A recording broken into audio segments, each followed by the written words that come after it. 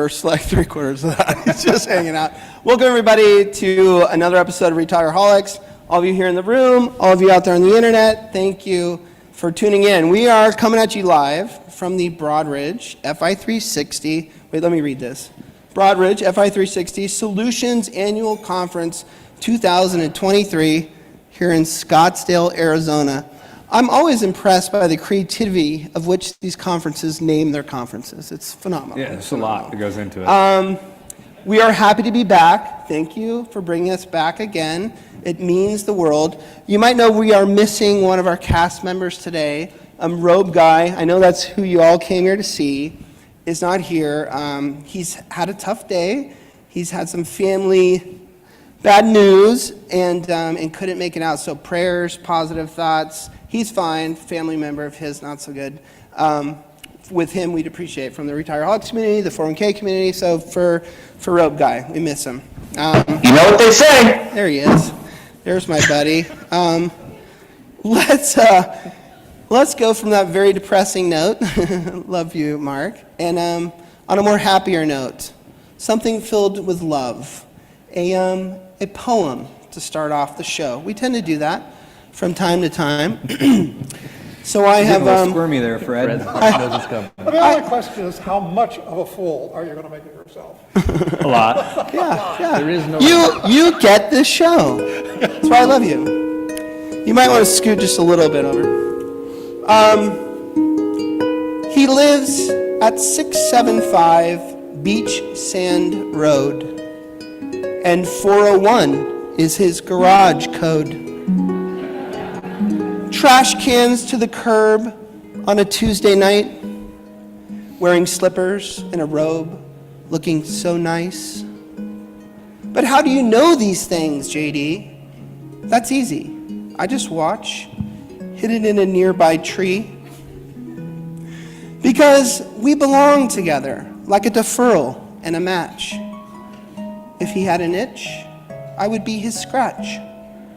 A shrine by my bed to pay tribute with pictures and lanyards and a piece of his suit. I only eat quiche because it rhymes with his name. Loving too much? Yes, I am to blame. My love has no limit, unlike 415. He's my Justin Bieber, and I'm his preteen. Jeez. One day we'll be together as one, hand in hand, walking towards the setting sun.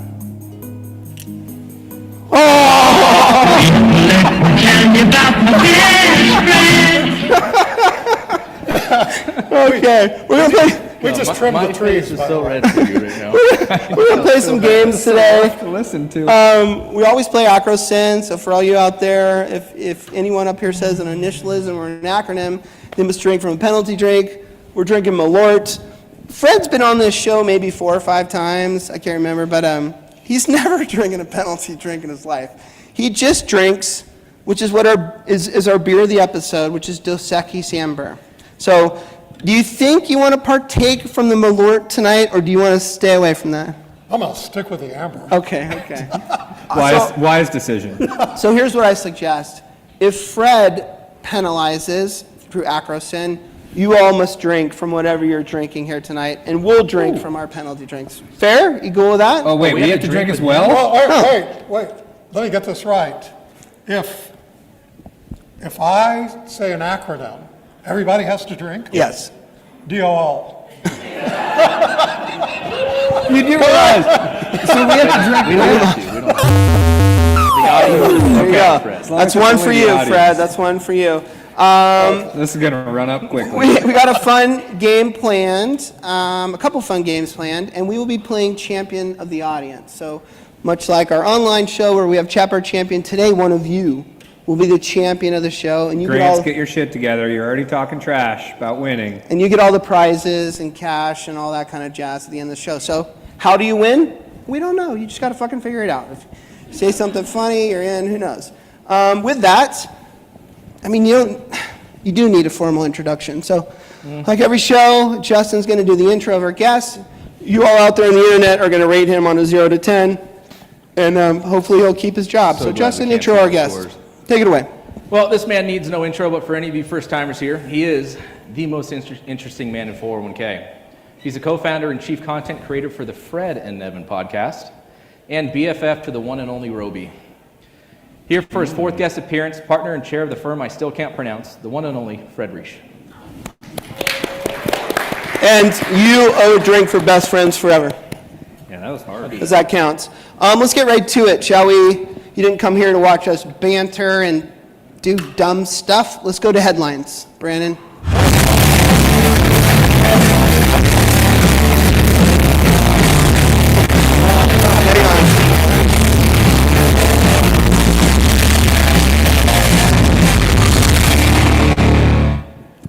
Fred just acro-sinned again. He called me his best friend forever. You all take.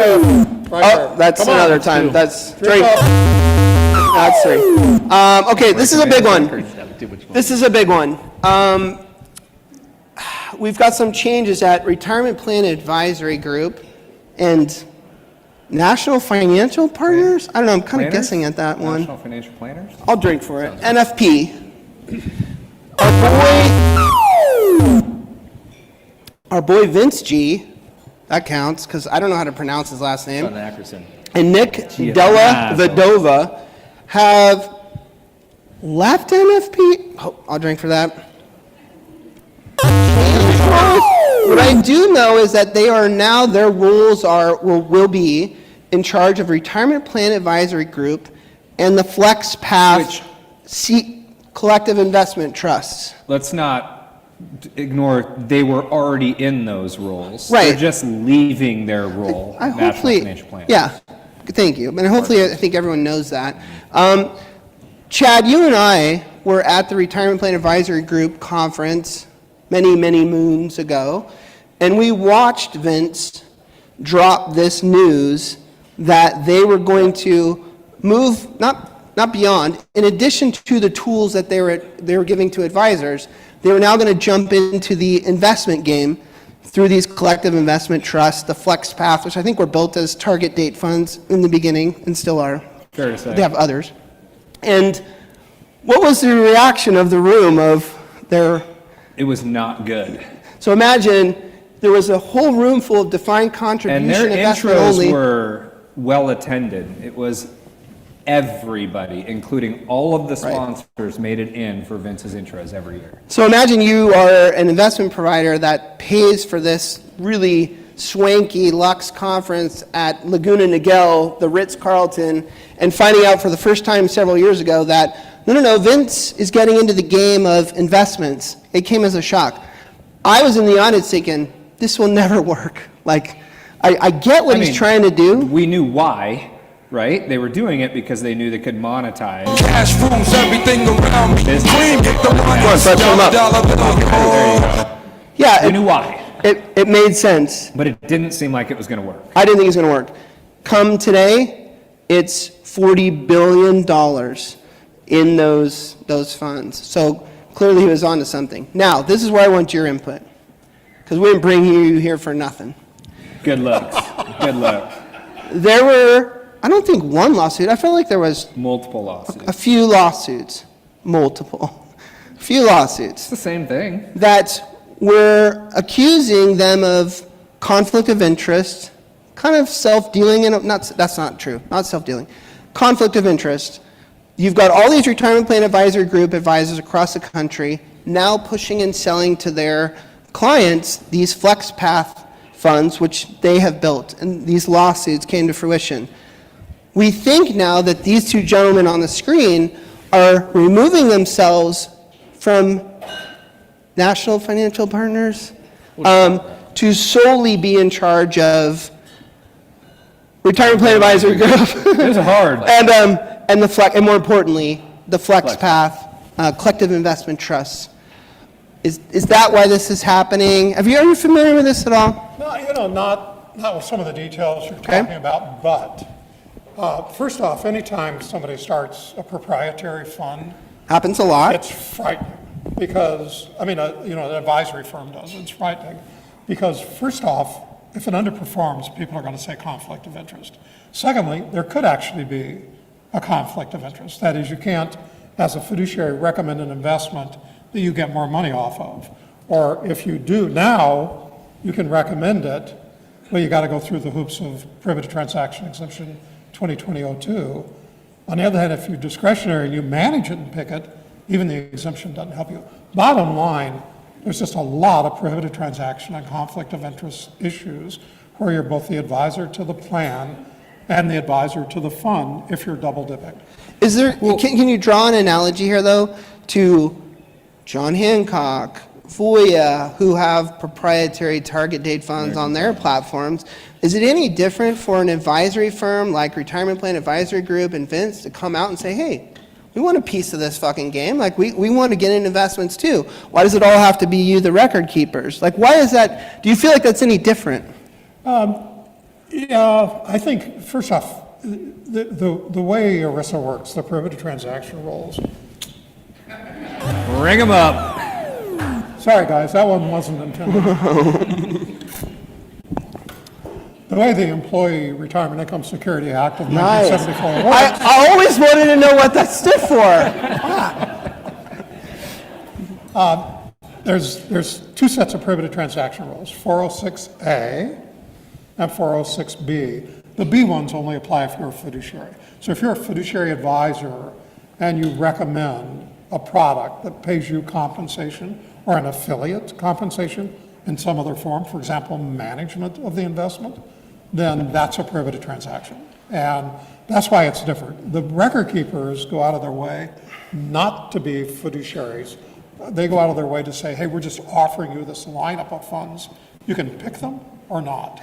We don't recommend them or not recommend them. And the record keeper's offering that lineup in most situations to the advisor. The advisor is then picking and choosing what will be placed in front of the participants. Most advisors are operating in that 321 or 338 category. Yeah, I think that's the difference there. Who's doing the guidance to the actual individual is the advisor, and if it's the advisor firm offering, and I'm going to use your term, and you said it right off the bat, which was surprising to me whether you meant to or not, you called that solution, FlexPath, proprietary. And I think that that's what they're trying to separate here in this, this distinction is like, they're saying, no, FlexPath is separate from National Financial Partners. This is an entirely different solution, and we shouldn't be associated to begin with. Chad, but let's not, we have to acknowledge, though, JD, why I said we know why they did it. They did it because they had access to all of these advisors that they knew would sell it. It was a distribution channel. Yeah. Whereas other record keepers might not have the same take rate on their whatever they're offering, call it a proprietary solution, because they're not in the pockets of the advisors.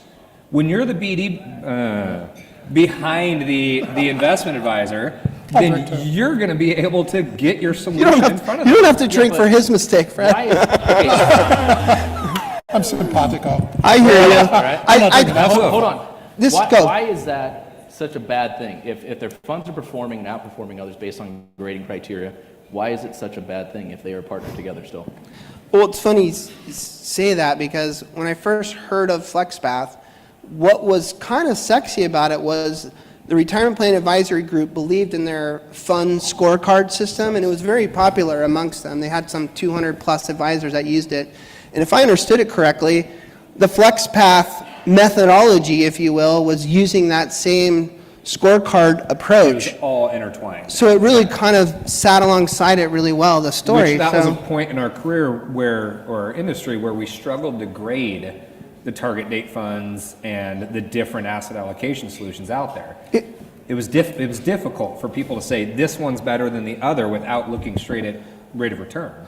Here's the next thing, because I'm about to say that I think these guys made this move, and I've read other articles, so I don't think this is just my opinion. I think other people are picking up on this. I think these guys made this move to kind of brush away their tracks a little bit, or at the very least, separate themselves in the future from these types of conflict of interest lawsuits. However, I want to be clear, in our industry, just because you read a headline that someone's getting sued, doesn't mean that they've done something wrong or or illegal, or like no judge has slammed the anvil down yet and said that you cannot do this. And that's a bummer, because I feel like people's corporate name gets dragged through the mud before there's really been some kind of decision made on this. So anyways, this to me is deep, deep tea here, my people. Like, this is a big deal when I saw this come out. So for all you old people, when I say tea, that means like gossip. And by the way, we're getting even, I didn't even know. as the lawsuits are coming downstream and as more plaintiffs' attorneys are entering the fray, we're getting more and more outrageous lawsuits being filed. Stretched. The BlackRock target date funds, perfect example. I think a handful of those have already been thrown out of court. Yeah, they have. So that was a good sign, I feel like, Yeah. to see those get kicked out. I think we're beginning to reach the limits. There's still probably people out there making mistakes and there's going to be lawsuits, but I think the field has cleaned itself out. If you look at the lawsuits now, they're mainly about the share class of the mutual fund selected and about the compensation of the record keeper, but that involves payments to the record keeper from the funds. Which proprietary is. Fred, can I tell you, Conversation. I absolutely love the way you describe things and the tone of your voice.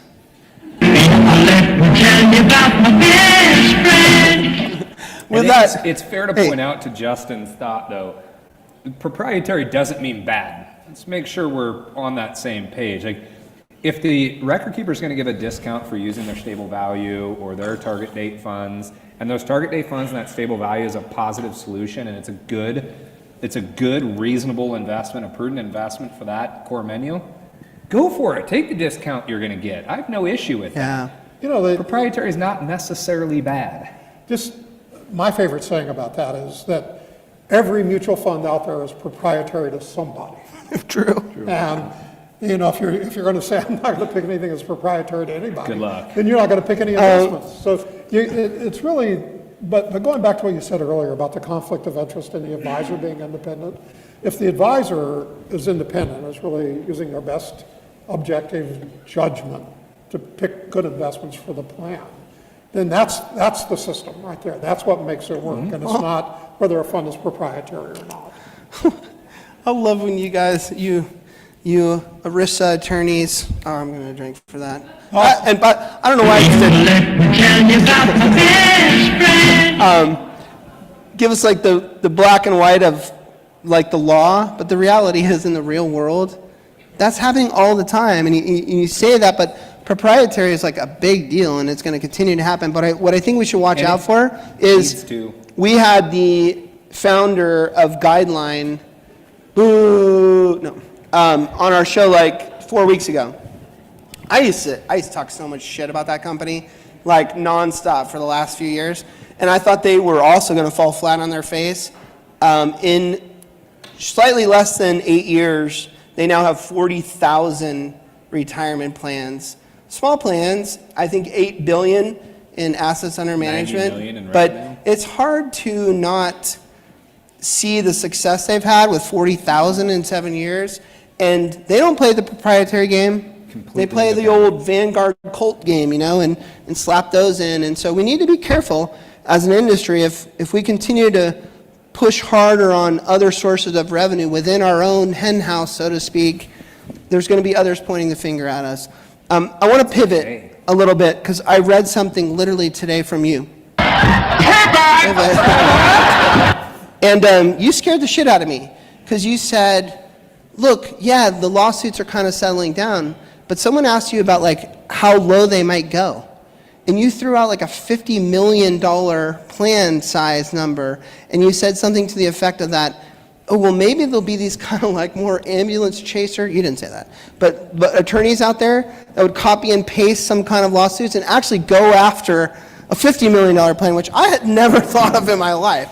Yeah, Which starts to scare the shit out of me because those are my clients. No, I think that's generally what you're saying is true. I think most of the lawsuits are $300 million and up.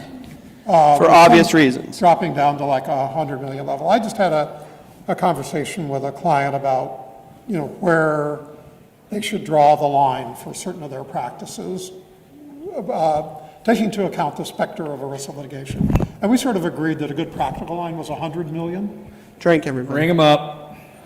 Employee retirement income, security, blah, blah, blah. And so, but I think below 100 million, the odds of a lawsuit happening are very, very small. There was one around 40 or 50 million dollars with the traditional claims of, They just overpaying copy for and pasted. investments, overpaying for record keeping. But when you get down to that size, say it's a $100 million plan, what would be an outrageous amount to overpay on a $100 million plan? Let's say it's $10 million. Right. I mean, that I don't know how you would possibly. And the attorney overpay gets what? 10 million on a $100 million. $300K or something, or? But, so maybe 5 million is more realistic. What's the extreme of how much you can overpay? Because the statute of limitations is 6 years. So over 6 years, how much can you The overpay? money's not there. Okay, so let's say it's 5 million then. Well, the settlement's going to be for less than half of that in all likelihood. That's 2.5 million. The attorney's fees are going to be about a third of that. Say that's 800,000. You can't take a case. Most of these cases to go to trial, I know the defense costs are not even to go to trial, but to get there, it's going to be 2 to 3 million in legal fees and court costs. Jesus. So you figure that the plaintiff's attorneys are spending some proportion of that. My point being, the economics Doesn't die make sense. out Doesn't add up. when you get below 100 million. There are no. We've plaintiff's heard that, attorneys are Fred, really good business people. we've heard that forever, and that makes perfect sense. But where you shocked me was you were kind of saying, like, I don't know, there might be some kind of low dwelling, skeezy, attorneys that might go after these lower things because they don't Spend mind. less time. Well, we had Right. one on the show, right, that essentially said, I'll take a smaller case if I know I can spend less time and still win. Yeah, we'll see. It's a But slam That's dunk, the I'm copy going and, after it. that's the copy and paste thing. Yep. The firms like Schlichter, the Schlichter law firm have established where the claims are. If you and say how they can be Schlichter won. on the show, it's also a penalty. Drink. Should happen. Just kidding. That's not true. That's not Anyway, true. it's there now. There are copy and paste lawsuits out there now. Let's move on to another headline from the National Association of Plan Advisors website. The article is titled "John Hancock Launches Dynamic Default Investment Feature." This caught me off guard. Here's what's happening, and Fred, you may not know this, but this is brand new. Typically, you take over a plan, 5 million, 10 million, 1 million, whatever. The assets are going to roll over into Hancock in this example. And what we've been taught as an industry is we used to kind of map different funds like large cap value and small cap value to small cap value, but these days we pretty much just throw it into a target date fund based on your date of birth, right? It's become pretty much the best practice. Hancock's saying, okay, that's cool. We're going to continue to do that. But now what we're going to do is the plan sponsor is going to choose an age, 50, 55, 65. And for everyone at that age and older, we're going to automatically enroll them into their managed account service that they do with Morningstar. At 50 or 55. Yeah. Whatever they choose. Right, but that's the trend, right? That's what the article's saying. Yeah. The question is, why so I late? don't know what you think about that. That was a I mean, fact. you talked about monetizing services and other things you can make money on. Wait, has John Hancock Those ever are been your the client? advisor or- managed- Oh, I thought he was doing this right there. He put his hands up like, Sorry. Dollar bill, yo. But managed accounts are one of the ways folks are trying to get away from the low margins for record Right. keeping and advising retirement plans. Yeah. And what you're talking about is the more popular version of the more common is called the dynamic QDIA, where participants are defaulted. I'll be with you. And you can always finish your thought and catch up. Participants are defaulted into a target date fund when they join the plan, let's say 21 years old. Very common. 25. Then later, at an age selected by the plan sponsor, typically 45, sometimes 50, they are re-defaulted into a managed account. So what Hancock is doing is very similar to what's happening. Okay, I wasn't even aware that this is a common practice that's been happening. It's a QDIA technique. There's a default process. You got to again. Qualified I'm default. sorry. Come on, Yeah, this play the is game, not- people. When this guy's a legend, a god in the 401k. When he said you drink. Anyway, I didn't know this was already happening. but it is, not bad. So you don't have, I always thought like managed account service versus a target date fund, it's a classic debate. But I always felt like, okay, I get it. In a managed account service, I can gather more information on you than just your date of birth and be able to give you a more customized approach. I never thought it made more sense as you were older versus if you were younger. And so that kind of struck me as weird. Like, and what they said in the article, John Hancock defended themselves by saying, okay, well, it's more serious decision-making when these people are older, bigger account balances, closer to retirement. I get all that, but that's the first time I've heard it positioned that way. Well, We know it, Sherry. We know it. Yeah. Bigger account balances For for them, folks who are right? close to retirement. yeah, Certainly. I'll tell you the rationale that's written up is bigger account balances, but also when you're 25 years old, you have no idea what your future holds. You don't know if you're going to be really successful financially, if you're going to stagnate at a certain level. By the time you're 45 or 50, you've bought a house, you've had kids, you've got married or not, or you haven't done any of those things. But your life has become more formed. Your objectives, maybe you're going to work to 70, maybe you only want to work to 60. You're no longer a one data point, age participant. You're now multiple data Oh, I points. see. To the extent that you can get, I'm aware of one service where the record keeper gives the advisors 8 data points about a participant. They have a call center where they will call out to participants to get another 3 or 4 data points. That then enables the advisor to really customize the portfolio. Fair. That's not what's happening here, but that's Then the other thing is, what Good one, Chad. can the advisor provide additional services? Because there are at least 3 theories plaintiffs are suing on right now on advisor managed accounts. But for value is one. Is it justified by the fee? And are you helping participants know if they're on course to retire or not? If they aren't, are you helping them know how much more they need to defer to be on course? If they're already on course, are you helping them invest conservatively so they're taking less risk? On and on and on. I mean, there's a version of that can be a real high value version and justify a certain amount of fees. There are other versions of it that might just be a bunch of asset allocation models and don't justify. Well, and a whole lot. here would be my defense of it. And when I've helped advisors try to pitch this over the years, which I have for a long time, what I'm usually looking for is tactical management.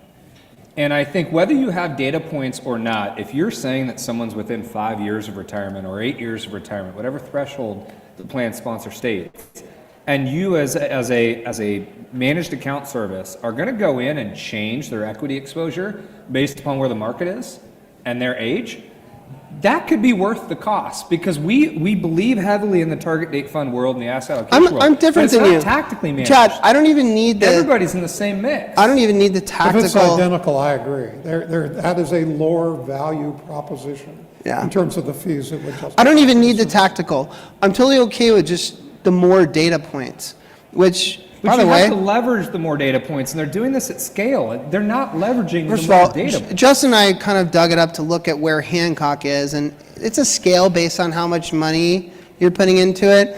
We averaged it about, 30 bips or something. So you have to put that into context. And hey, I do massive Let's amount. acknowledge too, Hancock does give a discount if you're using their managed right. account. Good point. So you're getting 3, 4, 5 Yeah. basis points. Yeah. And I want to be I'm clear, saying that's the I probably have, how many plans do I have with Hancock? Oh, 260? 260 plans, and I'm still talking shit, a little bit of shit, we'll see, I don't know. Actually, But I take it's that okay, back. like I get There's it. more So than why, that. why set it up to where, I know it's a higher account balances down the road, but why not do better for the participant if you truly believe in that and start doing it from a young age? I liked what Fred said. hear what he Fred said. answered that. Yeah. He said, you know more about your life. You basically, I know I you felt do. like what you said was, you can answer more questions about your own risk tolerance and retirement plan goals a lot better at 55 than you can at 25, which that made sense to me, and I had. Brandon, he whispered it, but you can ring him up. Okay, let's hear what we're going to do. We're going to play a game. It's a simple game. We're going to spin a little digital wheel, and whoever loses has to drink from the Malort. Try it. Oh, is Fred on there? Is Fred on there? It's Chad. This time. Chad, take the whole thing down They're this small. time. They're Yeah, teeny tiny. take it all down. We're going to have some Yeah, fun. this is preset. We're going to have some fun. I know it's rigged, Fred. See, that's how I know he watches the show, because this is rigged. Thank you for proving my point. Not rigged. We are, when you're at the Fi360 Broadridge Conference and you get fancy people like Fred Reish, you got to double dip. You got to get some more people up here. So we are going to bring to the stage another retirement plan stud. Cindy Dash, get your ass on up here. Cindy Dash from Broadridge. We got a chair just for you. Where's she going? Right by Fred, right? Who's going to sit next to Fred? We Up have on another up. chair. No, there's stairs. Stairs right here. Whoa, so you've already penalized. Yeah. Our Malort. Drink your gin Come here, for buddy. too much information. Very good. All right, Cindy, we call this, we don't call it an intro. We call it a mid-tro. Take it away, Justin. Hold on, I need my notes. Don't touch anything. Thank you. That's what I know. All right, you guys are going to learn some fun facts about her that you probably never knew before, but they're all true, I promise. She's a former tennis elite who starred on the Mickey Mouse Club alongside the likes of Drew Barrymore and Neil Patrick Harris. Not only has she scaled the corporate ladder with grace, but she's also summited the world's tallest 7 peaks on all 7 continents. She's a general manager of a 7-Eleven Quickie Mart chain and everybody's favorite ventriloquist. Ladies and gentlemen, put your hands together for Mrs. Cindy Dash. Wow. Quite the bio. Oh my gosh. I'm impressed. I learn more stuff about you every day, Cindy. Cindy, I'd like you to join in on a little conversation I'm going to have with Mr. Reish here now. It's publicly known knowledge that I am not a fan of the pooled employer plan. Good And job. That was nice. and sometimes I listen to you and little Nevin on your podcast, and I hear you say things such as, this will be great for the coverage gap. This will allow small businesses to have affordable retirement plans. And I sit in my car, and as much as I love you, I cuss you the fuck out. I'm like, what are you talking about, Fred? Why don't you know? You're such a smart man, okay? Let's take this one step at a time. Pooled employer plans, and the concept that if you bring $100 million plans together, they will get economies of scale and get $100 million or $500 million pricing, okay? I want to put this to rest for you. They've been lying to you. This is not a truth. Voya, Hancock, Empower, for decades have been gathering assets. That's what they do. And the more assets they gather, the more they can get economies of scale and lower their fee. I want you to close your eyes and think about those $101 million plans in the PEP. And I want you to think about the record keeper that's record keeping them.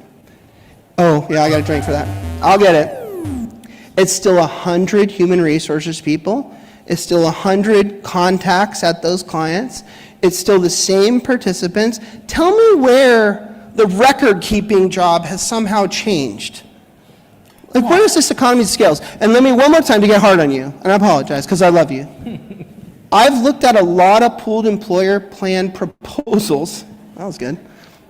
And they're not cheaper than their standalone offerings. They're just not. The only reason they may appear to be cheaper is they've somehow carved out the advisor role or somehow lowered the advisor's comp, somehow used an all-index fund type of menu. They're not really, when you look at apples to apples, cheaper than standalone plans. And the more people I hear say it in this industry, you included, even though I worship and love you, it's pissing me off.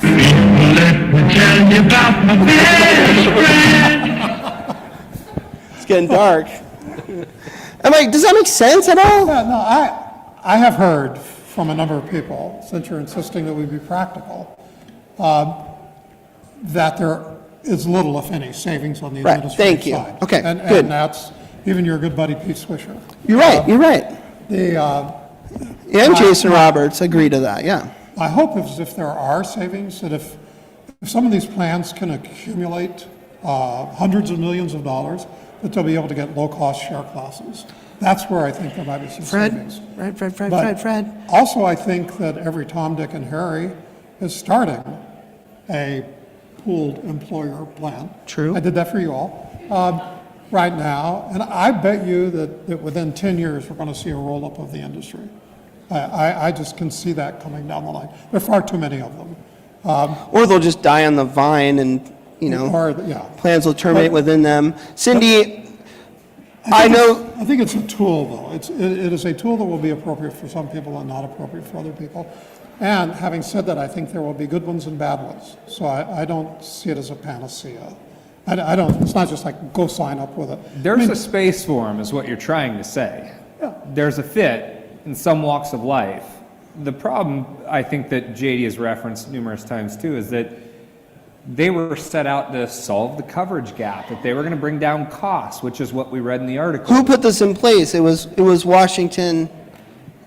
Yes, District of Columbia. Oh, thank you. Yes, and what we've seen, though, is that those that are offering these pooled employer plans are not saying, let's go after the brand new Not most of them. plans that have no assets and, They want and the takeovers. employees need access. They're saying, no, we need assets to make this run. Washington gave them marching orders to save us from the coverage gap, and now they want your $50 million takeover. So I agree, Fred, that in 5 years, in 10 years, these will still exist and there will still be a place for them. Cindy. But I think we need to be honest with one another what they're trying to do and what they're here to accomplish. Cindy Dash, Fred says that they're a tool. And part of what he means by them being a tool is that, and I've heard him speak on this, is that you can get, for lack of a better term, fiduciary relief, right? So you get this pooled plan provider role, and you get to outsource your fiduciary responsibility to this new type of retirement plan, this pooled employer plan. 316 and 338 services, as well as I was signing 5500s for my clients 5 years ago, existed long before pooled employer plans. So I want to know where you sit in on all this. Like, are you a big fan of this? Personally, for business, for not, like, where do you plant your flag on the pooled employer plan? Well, first I want to say I'm very sorry for you that this has brought you to a place with Fred. That, Is she mic'd up? there's a little acrimony. Did we get her mic'd up? She is mic'd, but it's silent. But I might. You guys hearing all right? Yeah. You got a handheld? We got you. We plan for backups. It's all good. We're good. Got you. Here you go. I was just saying I'm sorry that this has brought you to this place with Fred, because I know he is your spirit animal, and he's mine too. I've worked with Fred for a long time. He is magnificent at solutioning. So, Yes, agreed. I know that's not what you asked, but Okay. on our side, even a few weeks ago, we had a webinar that we were, talking about pooled employer plans, and the feedback that we got from a number of our clients was, why? And there's a tool, there's a reason, but the same discussion point that you're making around cost and what they've been doing in the workplace and with these solutions has been in effect for years, and now potentially with the tax credits under the Secure Act. 2.0. And You get, by the I way, can that's say okay. that. She can say 2.0. You can't Right, say, because you said 1.0 is 316 and 338, you're kind You of agree with showing that, off Fred? on your numbers.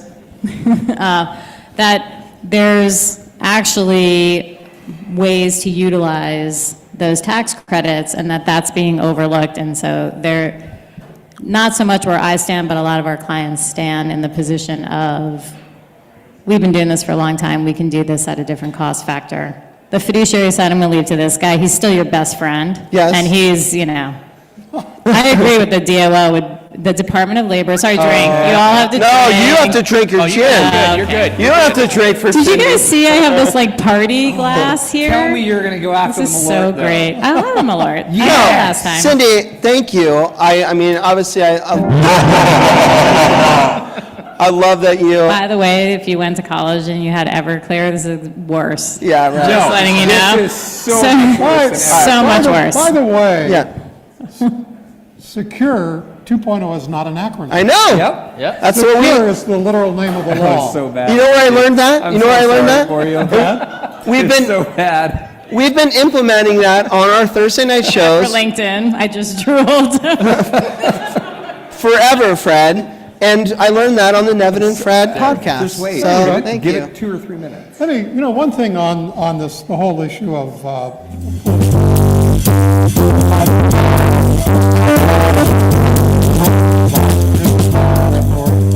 You don't think the role of the advisor has been fully explored? no, if you've got a platform that's taking care of everything, in theory, 316, 338, what's the role of the advisor that refers the employer to the pooled employer? You've lessened their job a little bit. In other words, is what used to be worth a plan where the services of the advisor used to be worth 100 basis points a year, now worth 50 basis points?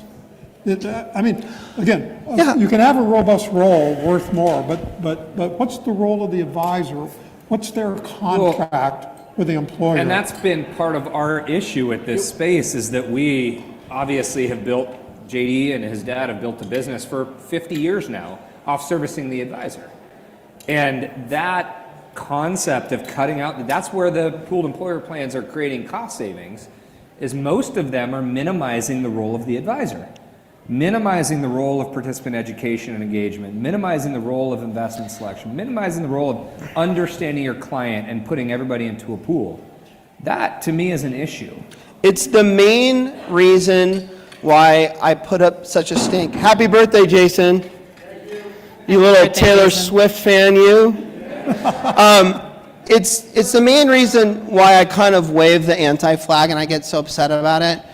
And get in fights with Swisher online is because I am genuinely concerned, as someone who grew up in this industry and loves our industry and respects the people that are in it.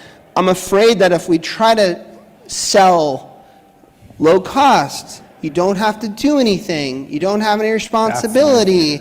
And this is a message that's coming from the disruptors as well as the pooled employer plan promoters. And I feel like, be careful the message that you're putting out to our consumers, because you might turn around in 7 years, 10 years and find out they don't value what we do anymore. And I'd prefer us head a different direction. Many of you have heard me say this before, and I apologize. We used to have conflicts of interest. We had proprietary funds. We had pay to play. We had revenue share. We had all this stuff. And then we had 402 and 404A5, and we started to move away from that. And by the way, you can get institutional share class of fund on a fucking startup, Mr. Reish. That's With available every today. You single don't need provider. $1 billion to get an institutional share class of fund these days. It's a glorious time to live in. And so what I don't want us to do is now, I get so loud, sorry. Breathe. Catch me outside, how about that? What I don't want us to do, we were on such a great path, and I don't want us to head backwards towards other ways that aren't good for our industry. So we'll move on from that. But if anyone ever wants to reach out to me about PEP, fucking don't. Okay. Yeah, All right. called it. That's all you, JD. Okay. Let's play a game. Let's have some fun. Let's lighten it up, shall we? This is the totally original and just incredibly well put together game called the Totally Nope or Dope game.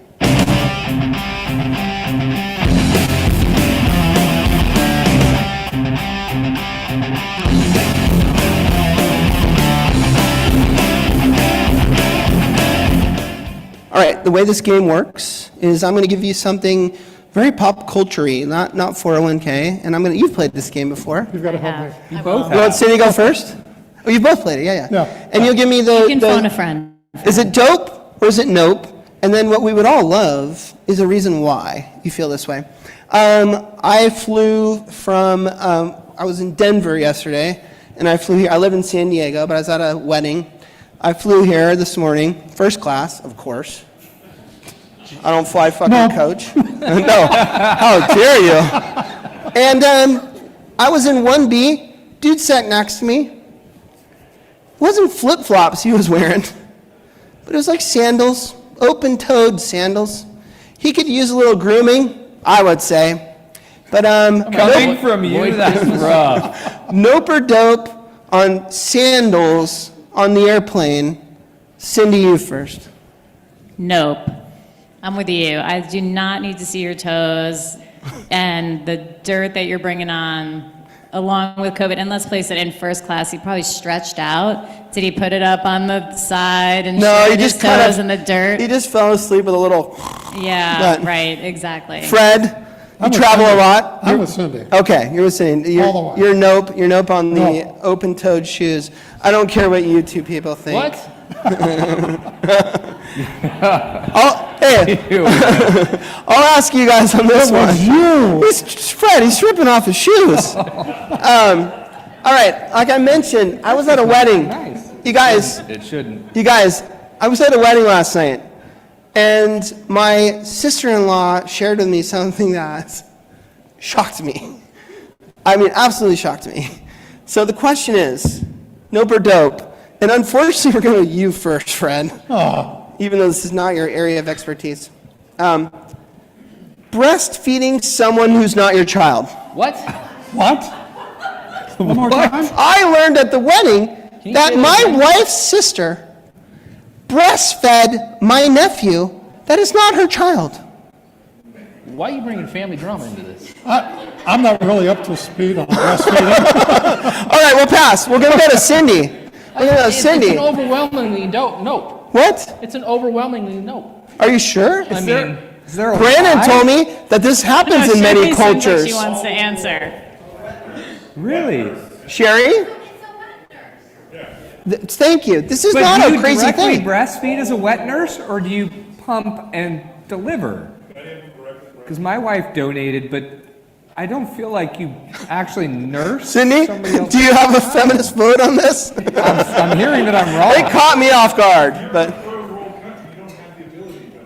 thank you, sir. Oh, fair. I get that. This happens. We get edgy here on this show. Hey, man, we're not going to skirt around the, Yeah, I think it sounds like the audience has a lot of opinions. As somebody who did not succeed in that department and had to use formula, my OBGYN said that my daughter would not go, That's not you. go to That's Harvard you. or Yale, but she thought she would be Okay. fine. I struggled. It worked out okay. She's at Northwestern. So I think it's whatever works for people to get them where they have to be. Fred's I'm gonna go ahead and throw this Fred's for not you. sure what to think. I cannot do that again. Justin, I'm you still get your Fred's salivating from Fred's not last covered. one. Fred's not sure what to think about that still. He still hasn't holding added your it all cup. together.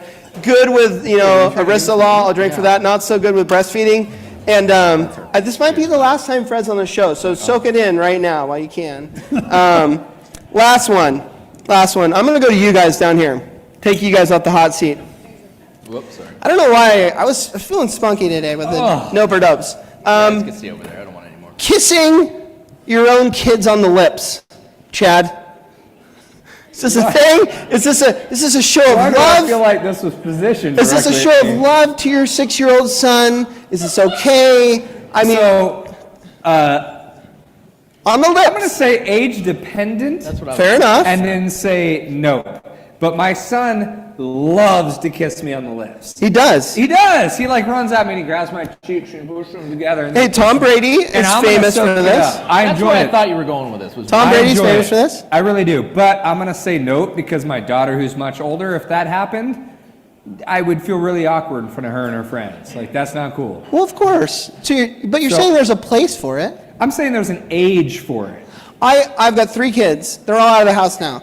But I've never kissed any of them on the That lips. is a lie. You cannot tell me that when your kids were tiny, they didn't grab your cheeks and pull Oh, them is it together like a and kiss you. baby or something? Yeah, well, young Maybe. kids, I toddlers don't know. running around, 4, Fred, 5, we're going to you 6, now. 4. No, we're not going to you. What are we going to me for? No. You're okay. Oh boy, get in here. Get in here, Fred. Don't leave me hanging. All right, Cindy, last one. I'm a no. Yeah, it's a little weird. No. It's a little weird. You guys don't love people. I'm with you for the younger part. Look, Yeah. We don't love those. did anyone see when Tom Brady did it to his kid on national TV? Yeah. I don't know if I'm a bad human or what, but I definitely was like, whoa, shit. That's a little gnarly. I didn't see that. Now that I've soaked it in, if any of you do that, not that you care what I think, it's okay. I get it. You love your little kid. Just, listen to Chad and draw some lines There's an somewhere. age. That's all. Find an age. All right, we'll move on from that. Your shoes are still off. Cindy, one of the main reasons you're up here is because your role at Broadridge and with Fi360 is key to this topic. In this week's show on Thursday night, Chad and I got into the after show, and we started talking about technology in 401k, which can seem kind of like a cliche, boring topic. But what we were talking about was Smart, the company from the United Kingdom, had come over into the U.S. to what I thought was sell pooled employer plans. They still will be a record keeper for pooled employer plans, but they since pivoted a little bit.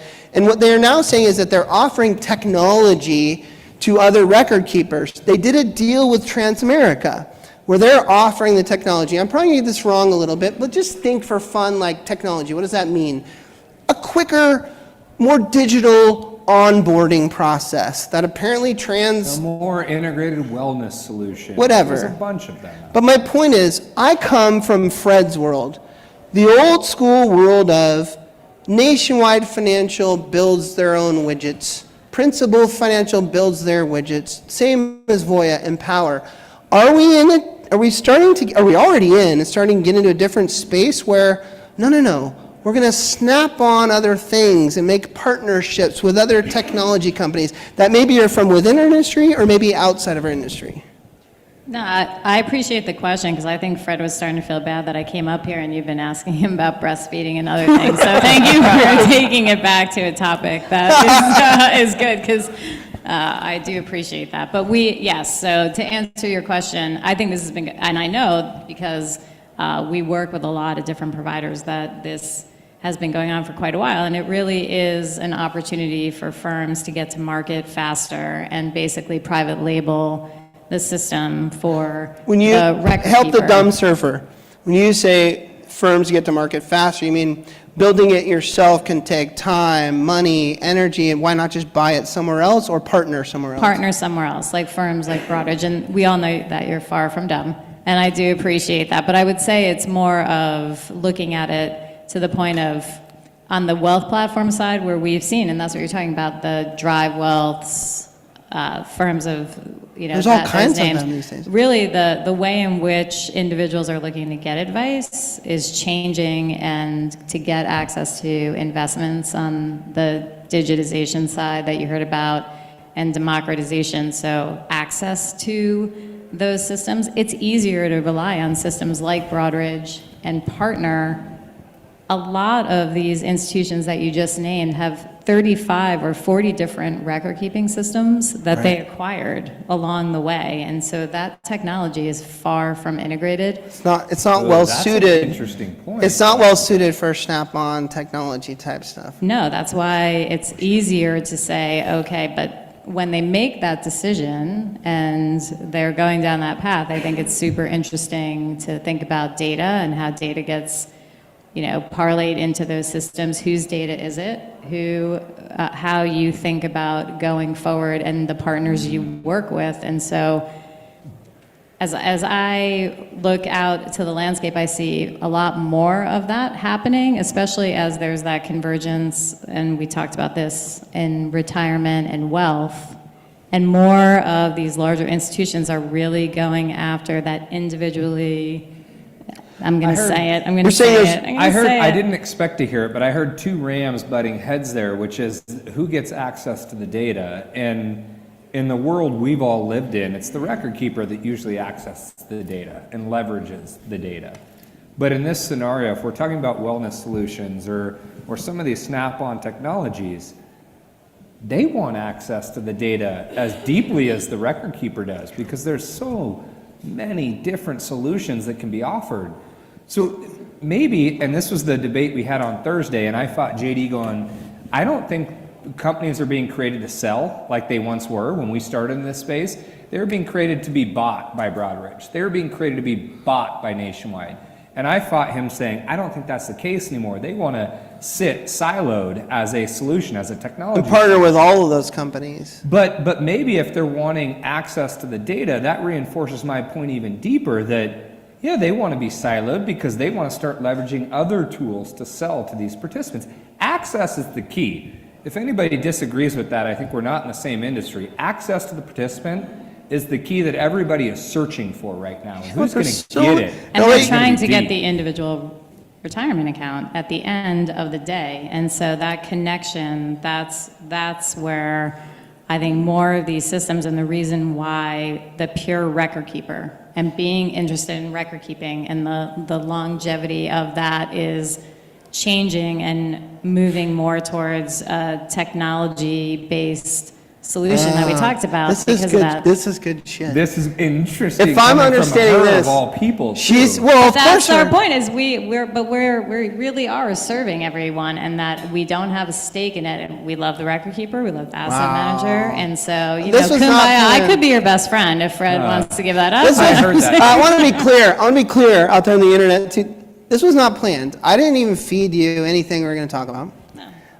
And you're now putting me down a different path here. I love this.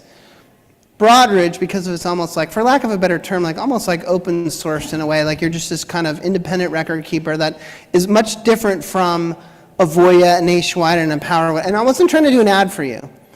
You are better suited to add on all these different varieties of Snap-on technologies than they are. And mind you, you already know this about them. They don't want to play ball with a lot of these startup companies. When these little startup companies come to them and say, we've got the best wellness tool, or we've got the best 360 payroll integration thing that we could bring in, usually the principal and everyone is like, okay, yeah, we don't know who you are. Who do you know to get a meeting here? We're not going to talk to you. And so they get pushed off, and they die in the vine or whatever. A company like yours seems like that you're looking for this kind of stuff to find the right ones, where I'm not so certain they are. I agree with all you said except for the record keeping part. Record keeping. I Right. knew she Except was for pick what? on you. You called her a record keeper. Oh, yeah. No, yeah. you say- Custodian, sorry, And custodian. we really are the pipes. Like, we're truly looking pipes. to be the pipes Yeah, and my the bad. insights. I made a rhyme for you. You're but right, the that's- pipes, custodian. At the end of the day, really, that's where we serve the industry in the best way, reducing costs, which you talked about, access, and the really speed to market. Well, Cindy, let me tell you something. You can't judge the words that someone says when they're drunk. Like, I'm going to think custodian and I'm going to say record keeper. Like, that's just going to happen. You know what I mean? It's all right, but we are proud of that. Can we ask Fred, who's seen every iteration of this business over the last 25 years, do you agree that the modern tech company, which I think is different than what was started 10 years ago, does not want to be acquired anymore? They're not setting themselves up to sell. They're setting themselves up to provide to Broadridge and Cap Trust and National Financial Plan, everybody else. Yeah, I mean, they're setting themselves up to make money, one way or Facts. another. And I'm working with, I get a lot of the tech companies hire me because you do. I can imagine. they do what they can do, and then they realize they need an ERISA attorney. And they're not tied to the old law firms. Whoops, sorry, guys. They're not tied to the old law firms because they're not a major financial company. So they'll seek out somebody. And with some of them, a subscription service. In fact, with a number of them, a subscription service is what they're trying to do. They want to get that monthly payment. Yeah. Recurring revenue. Yep. And yeah, I think they're, like any startup company, they've got seed money from private equity or somewhere else. They're trying to get off the ground.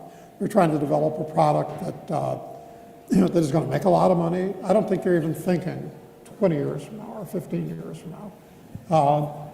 And interestingly, the guys, because it's technology, I guess, the guys there tend to be young. I'm dealing with a lot of 30 and 35-year-old people who are coming up with incredible technology ideas for distribution, ideas for investment management.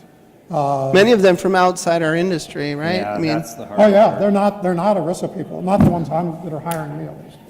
Oops, I'll help you. Sherry's got you. It helps them to partner with Broadridge because of our reach, right? And because of the clients Oh, they that we would love serve. to And get it in. helps us to give that technology that Fred's talking about without, building it and being a disruptor, because we have so many different clients. So it doesn't put us in a position Yeah. to compete. I think this is a big deal. We're going to end it.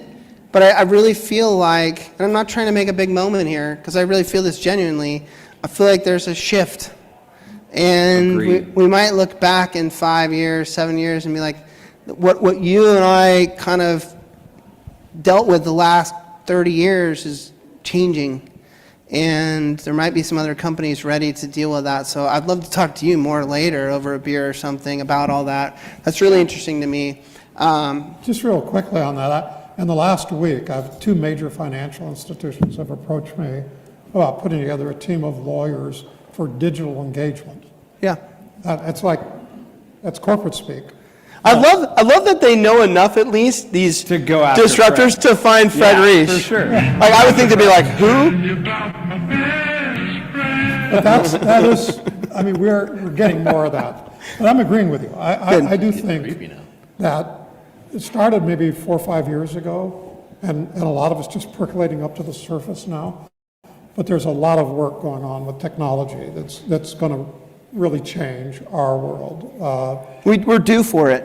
Yeah. Because we've been, It's for such a needed. wealthy Yeah. industry, like, we're so far behind the curve in that stuff. I think Cindy's probably seeing more of it than I am, because she's got to implement it. She's got to find it and implement it. Yeah, I mean, what we're seeing is the opportunity to work with different providers for ease of access to those platforms. And so, yeah, I do think where the record-keeping systems are really old and Legacy. It's very different. It's very difficult. And when you hear us talk about lifetime income and some of these separately managed accounts, and what you talked about, that turbo, QDIA or dynamic.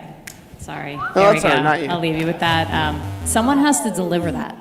Yeah, right. Someone has And to we- get that to market, and so that's where firms like ours can do that, but it doesn't, we also have to be able to communicate with a whole host of different systems, and Exciting. that is not easy. It's exciting times. So we'll keep an eye on We it. talked about it too. The record-keeping space is a cruise ship, and you all and others are a small little You're just moving stealing Aaron boat. Schum's shit now from Vestwell. Maybe. You literally just stole that shit from Maybe, him. maybe a little bit.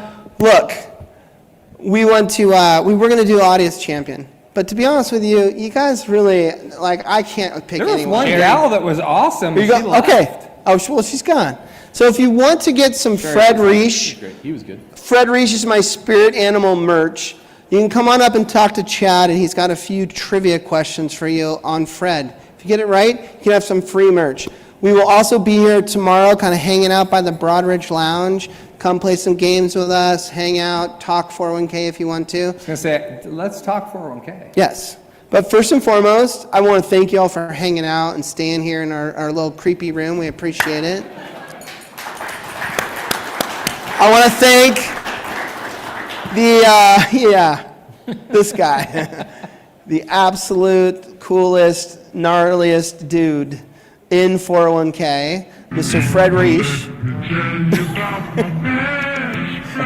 You see this? That looks like Silence of the Lambs.